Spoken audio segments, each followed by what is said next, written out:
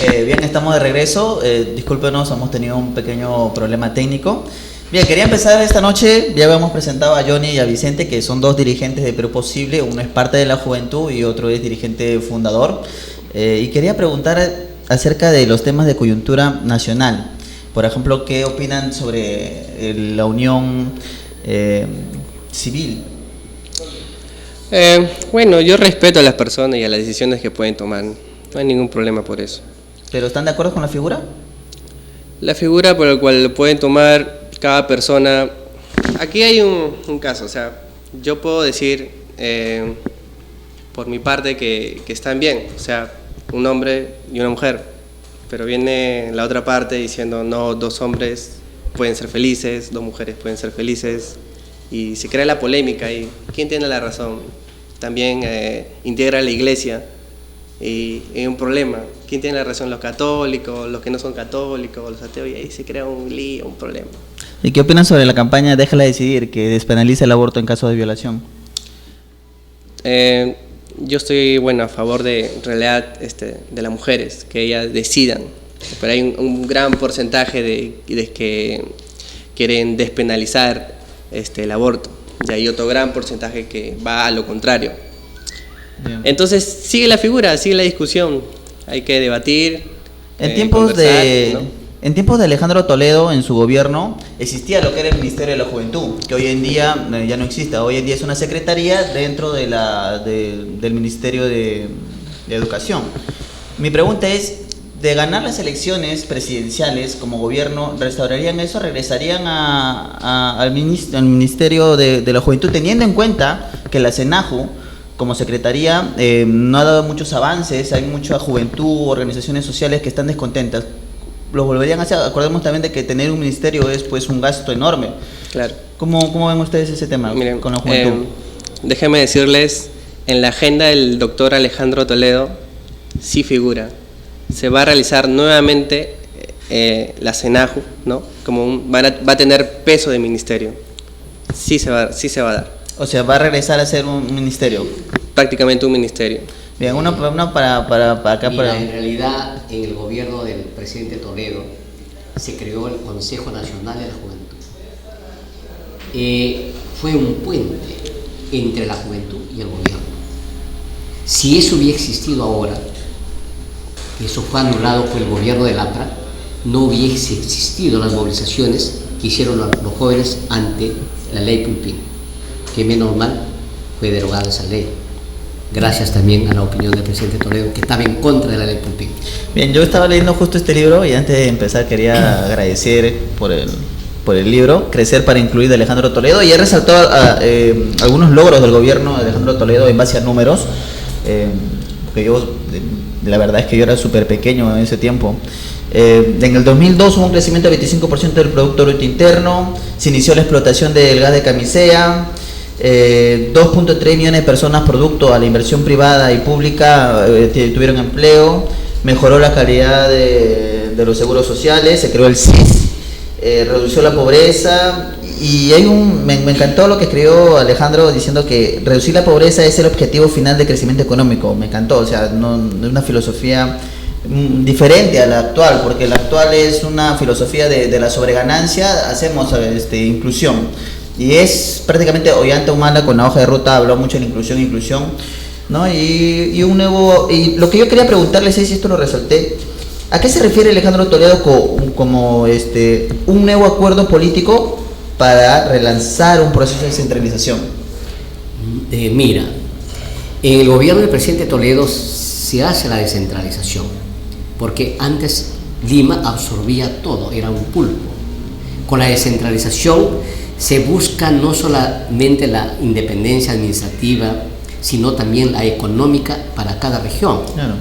¿No es así? Entonces, a partir de eso empieza a crecer las regiones en el país, porque manejan su propio presupuesto, gozan de autonomía y, bueno, el proceso de descentralización es un proceso. Y una pregunta acerca de, ahora que tocamos el tema del gas, en el tiempo de Alan García, el gobierno chileno sufre de una crisis energética muy grande. nos trató de comprar el gas. Y si no era por el Congreso que no lo permitió, Alan García vendía el gas. Mi pregunta es, ¿se exportaría gas a Chile en un posible gobierno? Realmente, si hay un excedente de producción, ¿por qué no vender a otros países? Pero primero tenemos que cubrir la demanda nacional. Es que ese es el tema. Ahí tenemos el gas de Camisea, debe llegar a los sectores más pobres. Vicente, es que ese es el tema. Mira, hace poco hubo una ruptura de una tubería de gas y wow, grifos paralizados, miles de taxistas paralizados, amas de casa sin gas. Es que es un tema energético muy preocupante porque después de la guerra en las Malvinas, Argentina dejó de venderle gas a Chile y Chile sufre, no sabemos cuánto se culminó el contrato con Argentina, pero sufre de una escasez de energía muy grande, ¿no? Y es interesante saber de que el gobierno que impulsó la exploración, quiera o no quiera exportar el gas, ¿no? Sería interesante saber bien cómo se va a ver el Congreso en ese aspecto, si es que no llegan a ser gobierno, pero si llegan a tener alguna... Nosotros vamos a llegar a ser gobierno. El 2016. La cancha está muy bonita. Nosotros estamos visitando a nivel nacional, fortaleciendo nuestro partido, reuniéndonos con jóvenes. Claro. ¿No? Una pregunta para ti, Johnny, ya Dime. que estás en el tema de juventudes. Mira, el gran reto de la Secretaría de Juventudes es de que en realidad la institucionalización de las organizaciones sociales se da a través de que ellos presenten una carta, tengan un domicilio conocido. O sea, y al estar institucionalizados gozan de todos los beneficios que tiene una organización social, como, ¿no? Congresos, foros, tienen voz espacios, y voto. Tienen voz y voto. Pero lamentablemente, y por los censos que dio el INEI, se ha registrado de que hay distritos que tienen cerca de 100 organizaciones sociales de diferentes líneas, ¿sí? Ambiental, feminista. Pero solamente, por ejemplo, de 100, en el caso de Comas, por ejemplo, de 100 organizaciones, solo 18 están inscritas en la CENAJU. Y muchos líderes de organizaciones sociales pensaban de que esas organizaciones no existían hasta que se dio la marcha de la ley Pulpín y ahí se vio todas estas organizaciones en un músculo importante, un músculo de jóvenes importantes que no quiere saber nada de institucionalizarse. ¿Cuál sería de llegar con el tema de juventudes? ¿Cómo manejarían ese tema? ¿Cómo podrían ustedes decirles a los jóvenes con sus organizaciones sociales de teatro, ambiental, que se institucionalicen? ¿Qué les ofrecerían ustedes como ministerio? Mira, la cantidad que has dado, 100 por distrito, no es nada. Existen más de 300 instituciones. Organizaciones. Claro, organizaciones. Yo he estado presente, yo también he estado colaborando con la marcha con la ley Pulpín y la marcha contra la TV Basura. He estado caminando distrito en distrito, he coordinado con algunos grupos de jóvenes y como te digo, no existe 100, existen muchísimos más. Si nosotros, como juventudes, y si por la gracia de Dios nos da su gracia, llegamos al gobierno, pues ofreceríamos las facilidades para institucionalizar a esas organizaciones. Bien. Claro que es muy importante, ¿no? Esa es la clave de los sociólogos, porque si se han derogado una ley, son un músculo de juventud muy formalizarlo, ¿no? Claro, ahí explotó totalmente todas las organizaciones. Que creo que como ministerio tendría mayores recursos que como secretaría, ¿no? Por supuesto. Con los pocos esfuerzos que ha hecho la CENAJU. Imagínate, esto impulsaría muchísimo más a la juventud. Muy bien, muy bien. ¿Y qué otras propuestas tienen como juventudes? ¿Qué le proponen a la juventud? Bueno, yo como joven, yo soy un joven de a pie, he participado, como les digo, nuevamente en la marcha con la ley Pulpín, y yo busco en el gobierno o en cualquier otro tener las facilidades, tener un poco más de enseñanza del gobierno para poder desarrollarme como persona, como joven, como trabajador. Entonces, otro de los objetivos que tenemos como partido político en el lado de juventudes es generar más trabajo para los jóvenes. Trabajo. Sí. Vicente, una pregunta para ti. Orgánicamente, ¿cómo está el partido luego de la salida un poco no respetuosa, ¿no? de Carlos Brus y de Cheput, que es uno de los mejores profesionales que ha tenido Perú Posible? Bueno, primero el señor Carlos Brus fue expulsado del partido. apenas terminó la campaña del 2011.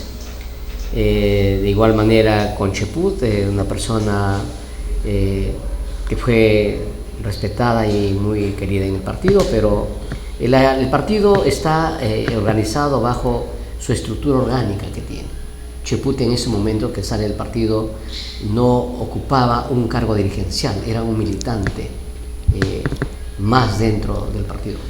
Johnny, ¿no tiene nada que ver la salida de Carlos Brus con o sea, si fue expulsado, porque hoy en día a Carlos Brus lo memean mucho como Sí, loca, sí. porque pues su Facebook, De todo lo que Chito seguimos Brus, a ¿no? Carlos Brus, no, pero tiene seguidores. Sí, De alguna manera hoy en bastante. día los congresistas ya no tienen ya la representación hoy en día ya se entiende diferente, ya no se habla solamente de representar una región o un distrito, sino que hoy en día, por ejemplo, se habla de representación de consumidores. Y Carlos Brus, al menos en el Congreso de Juventudes, yo que conversé con los del MOL, el LGTB y otras organizaciones sociales homosexuales, gays, lesbianas, lo ven a él como un representante. como un representante de sus derechos Sí. y se comió un pleito grande, ¿no? Primero como unión real, luego cambió la figura de unión civil, hoy en día es unión igualitaria.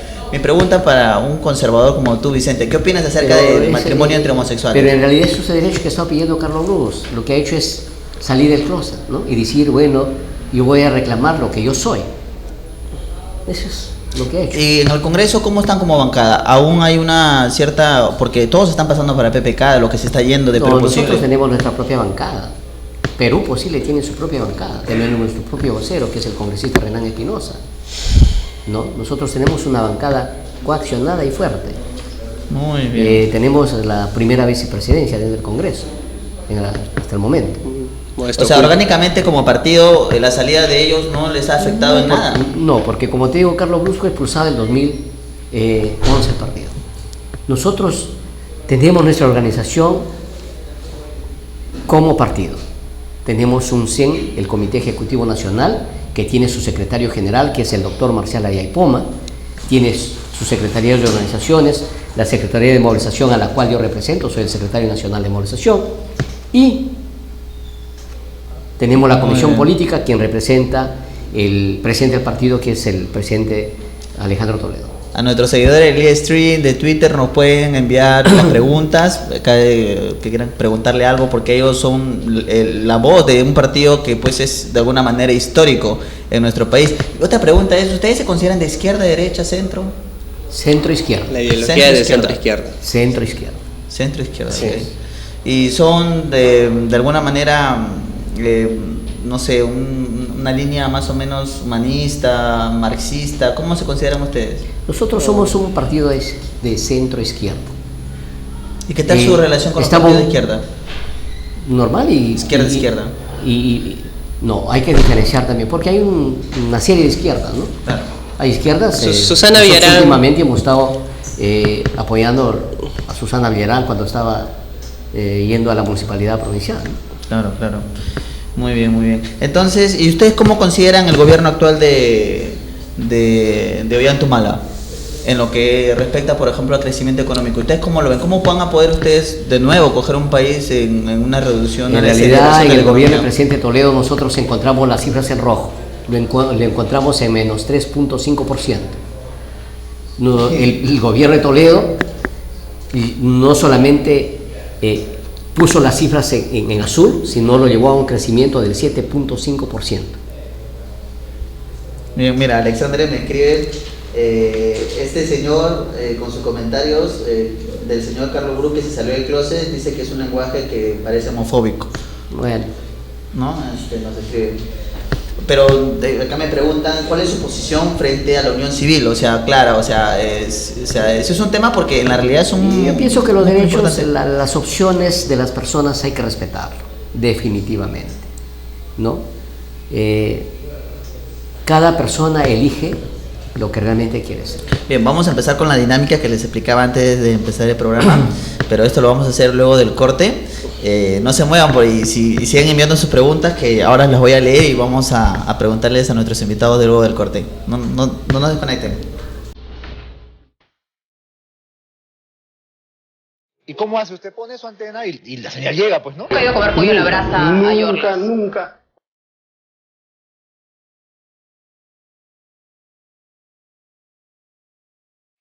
responsabilizo por esta maniobra torpe, sucia, subalterna.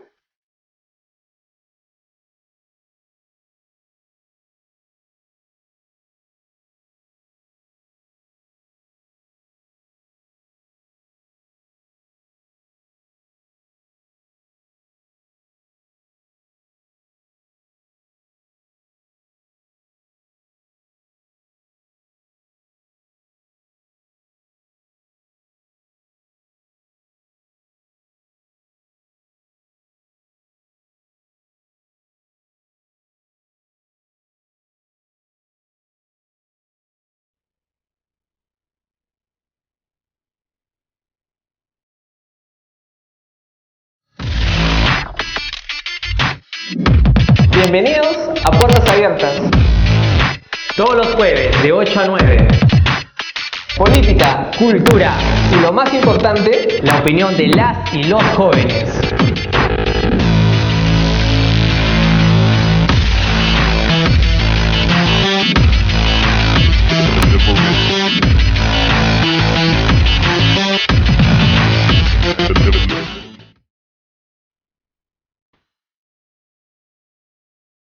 ¿Y cómo hace? Usted pone su antena y la señal llega, pues, ¿no? Nunca he ido a comer pollo a la brasa a York. Nunca.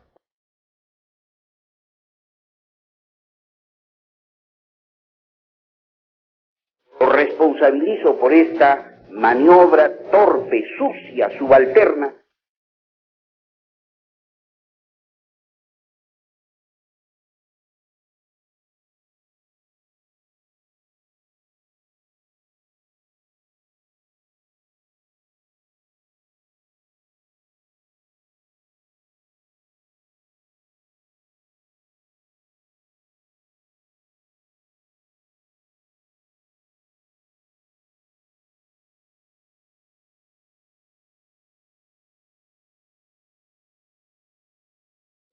Bien, estamos de vuelta y un poco picante las conversaciones porque lamentablemente a veces se filtran preguntas incómodas para nuestros invitados, pero el programa se llama Sin Temor a Decirlo, así que una pregunta que nos decían en el corte, Alejandra Delgado nos pregunta ¿cómo mejorarían la transparencia de las elecciones en Perú posible? O sea, ¿cómo el público en general puede saber que ustedes en verdad no eligen a dedo en una oficina cerrada en Avenida Brasil que queda su oficina ustedes, ¿cierto? Nunca ha existido eso. Nosotros somos un partido democrático. En estos momentos estamos trabajando a nivel nacional, fortaleciendo las bases y juramentando bases. Últimamente hemos estado acá en San Juan del Lurigancho y en Jicamarca, a donde ha estado la prensa en forma masiva y ha visto cómo se está organizando la militancia del partido, y luego haber un proceso de elecciones entre 2 meses, a donde vamos a poder elegir a los secretarios distritales, provinciales y regionales. Ahí podemos ver unas fotos de tu actividad política. El secretario. Claro. Ahí están los secretarios. Estamos. Ahí está Johnny Pacheco. Ahí. Ese es en el local, ¿no? Ese en el local del partido, en Percy, Bien. en la No, y Secretaría de creo que- Movilización. Bien, ese libro no lo tengo, espero que me lo traigan pronto. Te voy a traer cartas sobre Gracias. la mesa para que te incorpores al partido, porque eso te va a convencer. Bien, Ricardo nos pregunta que el mejor cuadro político que ha tenido Perú Posible es Cheput. ¿Qué opinión merece No es eso para verdad, ustedes? no es verdad. Cheput es un buen Profesional. profesional, un buen cuadro político, pero no es verdad que ha tenido el mejor cuadro Perú Posible. Perú Posible tiene muchos cuadros. Bien, ahora Morales CC me escribe, para el joven Johnny, para ti, dice, ¿cuál es para ti, cómo definirías la ideología de centro izquierda? Definir la ideología de centro izquierda. Bueno, hay una izquierda y hay una derecha. La derecha son de los empresarios, ¿no? La izquierda son pues de los trabajadores, el proletariado. Entonces, Perú Posible no se va al tanto extremista de los dos, ¿no? Toma el centro, las riendas, a un lado y hacia el otro lado. Tomar un poco de la izquierda y un poco de la derecha. Y nos colocamos al centro, un poco a la izquierda, porque tampoco no vamos a siempre a pues favorecer a las grandes empresas, porque nosotros somos conscientes, somos la población, que soy un joven, yo soy un joven que tengo conciencia y quiero apoyar a los ciudadanos. Bien, Ricardo de Ancash nos pregunta, inevitable esta pregunta, Ecoteva nos pregunta, Ecoteva ha dejado manchado al pueblo de Ancash, que confió en él. ¿Cómo va el tema de Ecoteva? Creo que no se formalizó la denuncia. ¿Cómo lo han visto el partido? Es verdad que Ecoteva nos ha perjudicado y nos sigue perjudicando bastante, pero no es cierto que el presidente Toledo haya tenido que ver algo con Ecoteva. Es una inversión privada, con dinero privado. Lo que el juez regresó a la fiscalía son más de casi cerca de 30 meses de investigación preliminar y que no hay prueba alguna para abrir instrucción al presidente Toledo. El problema de Ecoteva yo lo tomo como un bullying político. Es un bullying político. ¿Un poder que no quiere que Alejandro entre? Que tratan de impedir que el presidente Toledo sea candidato y gane las elecciones en 2016. Atrás de esto hay manos negras que están jugando. Como dice nuestro líder, la trilogía del mal. Flores Gavilán nos pregunta, ¿por qué en las últimas elecciones fueron en alianza con Susana Villarán? ¿Cuáles son sus relaciones con Susana Villarán? ¿Y cuál es ese balance para usted con Villarán? En realidad, nosotros siempre apoyamos a lo mejor. Susana Villarán en ese momento representaba la mejor alternativa para Lima. Y por eso que el partido apoyó a Susana Villarán. Bien, interesante. Vamos a empezar con la dinámica que habíamos anunciado antes del segundo bloque, mientras pueden seguir enviando sus preguntas, el programa es Sin Temor a Decirlo. Y la pregunta es, vamos a hacer la dinámica. Yo tengo un nombre y me lo responden, ¿ok? PPK. Pasaporte perdido. Gringo. Ollantumala. Cosito. Un militar con falta de carácter. Nadine Cart, tarjeta de Nadine. Nadine Cart. No lo sé, no. ¿Dinero mal habido por ahí? No. Vicente. Tarjeta sembrada, ¿no? O sea, no. ¿Cuál sería el rol de Lian Carr en este gobierno? ¿Sería un rol tan mediático como Nadine o sería un perfil bajo trabajando? Yo creo que la doctora Lian Carr es una mujer que conoce mucho el Perú y más aún el Perú profundo. Es una estudiosa realmente del Perú y es una mujer que realmente con sus ideas. ¿No sería tan figurete entonces como lo es Nadine? Nunca lo ha sido, sino que ha sido una mujer muy identificada y mayormente con la población indígena. Bien. Desaceleramiento económico. ¿Cómo? O sea que ya no hay tan dinamismo en la economía. No te escuché. No hay. Desestabilidad económica. ¿No? Ya. Claro, deceleración, disculpa, yo también tengo problemas para pronunciar la S. Keiko Fujimori. Bueno, Ollanta. Bien. Ley Pulpín. Gloria. Los empresarios atrás. Bien, chicos, de verdad quiero agradecerles esta noche por haberme acompañado en la conducción. Espero que no sea la primera vez. Mucha suerte en la campaña para ambos, en la juventud. Espero que lo que prometan lo cumplan, porque es jugar con fuego, con alabar a la población y su cultura, y por otro lado olvidarse de las promesas que le hacen. Este fue su programa Sin Temor a Decirlo. Muchas gracias. Muchas gracias a ti por la invitación que nos has dado. Ya saben, tienen que comprar este libro, 30 soles en sus librerías. Crecer para incluir, de Alejandro Toledo. Pero gracias. Yo te voy a traer cartas sobre la mesa para que te incorpores. Muy amable, gracias. Gracias. Conmigo será hasta el próximo jueves de 7:30 a 8. Gracias. Chao.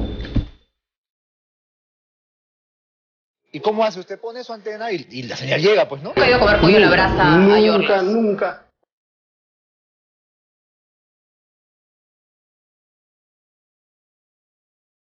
Lo responsabilizo por esta maniobra torpe, sucia, subalterna